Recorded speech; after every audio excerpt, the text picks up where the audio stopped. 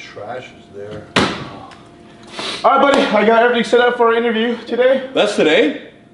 Dude, did you get the host? No, I thought you were gonna be the host. I told you to read your emails, man. Oh, man. I told you to get the host. So many emails, dude. Come on, man. You're a host! Huh? You're gonna be the host! What? So, why am I here again? What are we doing? Just gonna ask me some questions. Just like an interview. I'm a strongman. Oh, this was like professional. I mean, yeah, it's nice. It's what a lot of the pros do. What thread counts that? It's a professional account. Welcome to another episode of, Dude, what's another the show? Another episode? No, dude, this is the first episode. What's it called? It's called Perched on Two Stones. Martins, it's called Between Two Stones. That doesn't even make sense. So, where are you from? I'm from Latvia. Where's that? It's a little country in Europe. Huh. I was raised in Massachusetts. So, Martin, Martins. why are you doing Strongman? Because I like to test like what the human beings are capable of, and to see like how far I could push my body. And I just think it's just the ultimate combination of all strength sports. It's as a kid growing up, I wanted to do. I love bodybuilding, I love powerlifting, I loved Olympic weightlifting, and I just couldn't choose which one to do. And then I saw on TV that these guys were basically doing a sport that kind of included everything. You couldn't have a weak area. You had to be a strong squatter, a strong deadlifter. You had to have strong muscles in every regard, and so I chose Strongman. And the title, World's Strongest Man. I mean, that's cooler than all of it. Can't beat that. World's Strongest I Man? want to be the world's strongest man. What kind of deadlift accessories do you like doing? Well, the thing about deadlift is, I just figured because if you think about look at The mechanics of a deadlift from the side, it's kind of like a squat and a Romanian deadlift put together. So often in a year, the way I approach it is I don't even do deadlifts until like it's really close to the contest. And deadlift's a great exercise, but yeah, I'll just do squats and RDLs for the most part, and like avoid deadlifting. I'll do single leg movements Like Bulgarian squats, certain high repetition ranges. Yeah. Move on to low repetition ranges as time progresses, of course, increasing the weights or something like that. Of course. Yeah. But yeah, I also do like hip bridges, kind of rarely though. More like so for a warm up. I figure if I just get my squats and RDL strong, deadlift goes up. I think it's important to also work your adductors, abductors, and this is a good exercise. I think I could use stones for like rehab lower back, like a Superman thing going on over here.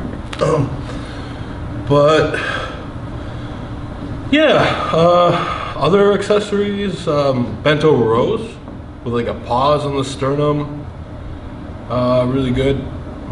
I don't know, just oh God, bro, well that sure's ruined. So, how'd you meet Odd Hagen? So I met Ode. Oh. Ode. Odd. Ode. Okay, sorry. I met when I first moved out to California from Massachusetts. I was looking for a contest to do in the area because I knew I wanted to get into Strongman. And I called up one of the phone numbers for the LA Fitness Expo, that Strongman Classic there. And Ode picked up. And I didn't know it was him, but I was basically saying I wanted to do the contest. I was just 20 years old. Yeah. And I was telling him my strengths, and he's like, oh, you're very strong, but not quite strong enough. And I told him, well, I just want to, that was me imitating Norwegian accent, by the way. And I told him, well, I mean, I don't really care if I win or lose. I just want to meet these guys so I could get training partners, really get into Strongman. said, "Oh, why don't you just say so? Just well, I'm gonna have you come over to my garage." And I went over. The legendary garage. The legendary strength garage. So yeah, I went over to the garage, and there was old Haugen, and I was starstruck immediately. Like, wow, I've seen this guy on TV, and now that's the guy I was talking to on the phone. And so then we got the training. Awesome, and now here we are in the Old Haugen training hall. In the Old Haugen training hall. Your home in strength. And the cool thing is about that contest, he didn't allow me to do it for years. Every year I asked him, like, am I ready? Can I do the contest? He said, nope. Next year, nope. I think 3 years in, he finally let me compete in this contest, and it was a pro-am. So that means I compete against professionals as an amateur. And I won it. I won my pro card. I got my invite to Giants Live in Iceland. Went and competed in Iceland. Took 3rd place in Iceland next to Mark Felix and Hafthor Bjornsson. Got my invite to Worlds, and they blew up from there. So it says here you like listening to Finnish music. How much do you listen to? Well, first of all, it's folk metal from all sorts of different nationalities, and a lot. Can you go into further detail on what happened on top of the mountain in Iceland? And not Hafthor Bjornsson, to preface.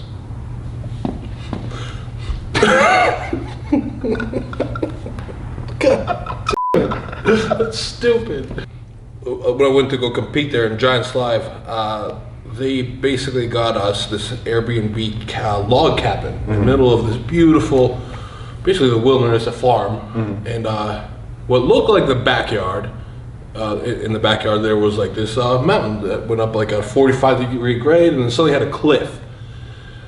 And you know, perspective and distortion, yada yada, looking at it, I thought maybe that cliff was just tall enough that I could jump and grab the edge and get over it. Yeah. So I grabbed one of my the videographer friends at the time, and we went on a little walkabout.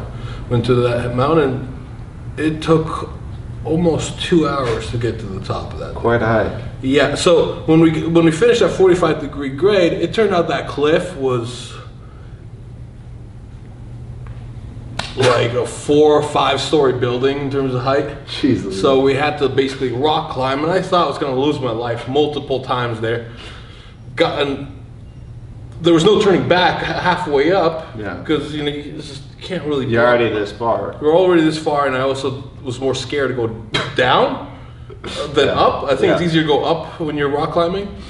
So yeah, I almost lost my life. We made it to the top, and then we spent about 15 minutes looking for an easier way down, and basically there was on the other side 45-degree grade down the whole There's time. a nice little trail. Not a trail. We had to. I don't think there was any way of getting up it because it was all gravel basically, and we basically slid on our butts for like an hour, and then we made it back, and Colin Bryce was there laughing hysterically with a camera in his hand as we were just covered with dirt, had tears in our clothes, and he basically said I was doomed and wouldn't do well in the strongman because I can't think right.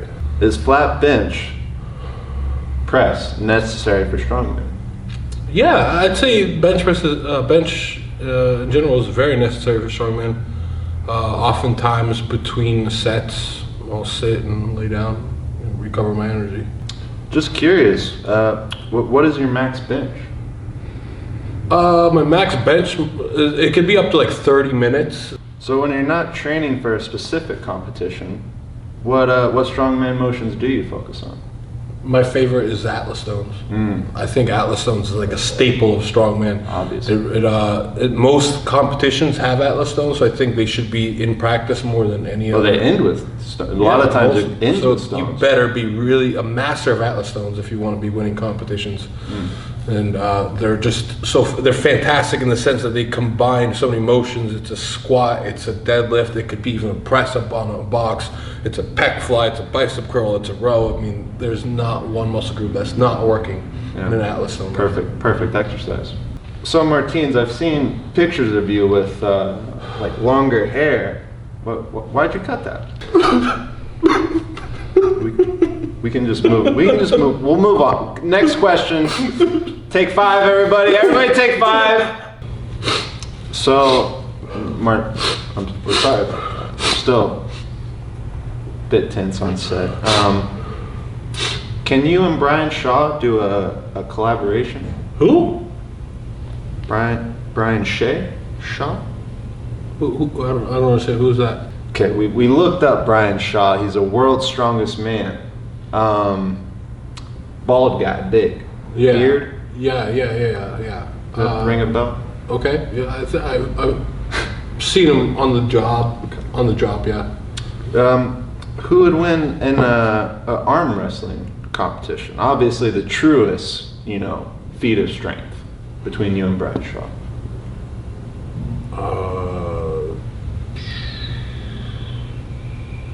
Could I use my legs? Can he use his legs? Yeah. Sure. I can win using my leg. So he can be like that. Twist it up there. Have to stretch first. So, do you usually do like mobility exercises on training days, off days? Before you wake up? Before I wake up? Before you go to sleep? Oh, no, I don't Stay do it. mobile? I don't do any of that stuff. I just thought I'd show you guys in case you wanted to know what to do. So, listen to my words, but not my actions. Yeah. Yeah. Okay. If I were to do them, I'd do them every day. So, Martins, that was all the questions you forced me to ask you. Can I go home now? Yeah, you can go. Get out of here. Good luck with that whole strongman thing. Yeah, thanks. That pans out. Bye, Felicia. All right, Martins. Next time, bring an MC. He's good. Between two stones done, I'm gonna move on to my workout now. If you guys have any questions about you know how it goes. If you have any questions about whatever I'm doing here, go ahead and ask. These are way too heavy. And like and subscribe, and add your questions below in the comments. Make sure to like first. Don't just comment without liking the video. And then I'll be sure to get back to you guys on another Between Two Stones video.